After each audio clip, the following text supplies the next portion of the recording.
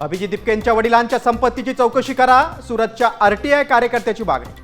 सीजीपीच्या कायदेशीर मदत फंडावर देखील आक्षेप.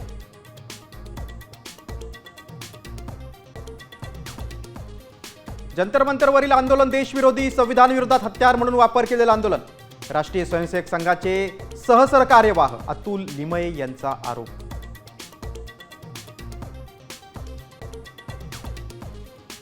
केंद्रात मनुष्यबळ मंत्रालय बघा, पंतप्रधान मोदींनी फडणवीसांना निर्देश दिल्याचा संजय राऊतांचा दावा. तर कोण कुठे जाणार हे ठरवणारे राऊत कोण? मंत्री उदय सामंतांचा पलटवार.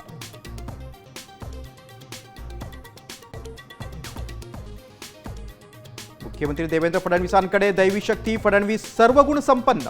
मंत्री चंद्रकांत पाटील यांचं वक्तव्य.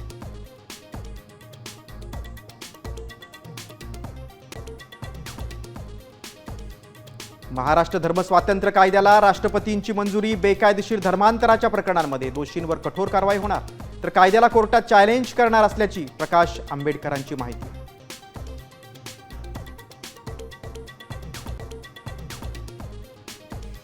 राज्यात अनेक जिल्ह्यांना पावसाचा येलो अलर्ट. मुंबईसह कोकण किनारपट्टी, मध्य महाराष्ट्र, विदर्भात जोरदार पावसाची शक्यता. नागरिकांना खबरदारी घेण्याचं आवाहन.